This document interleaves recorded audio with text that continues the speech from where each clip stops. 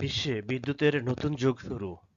এবার আর তারের দরকার নেই বিদ্যুৎ এক স্থান থেকে অন্য স্থানে নেওয়ার জন্য।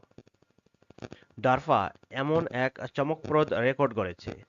তারা ৮০০ ওয়াট শক্তি অর্থাৎ 5.3 মাইল বা ৮.৬ কিলোমিটার দূরত্বে লেজার প্রযুক্তি ব্যবহার করে বিদ্যুৎ পাঠিয়েছে।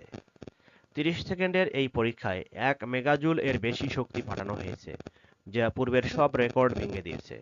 এই সাফল্য প্রমাণ করে দূরপাল্লার তারবিহীন বিদ্যুৎ প্রেরণ এখন বাস্তব।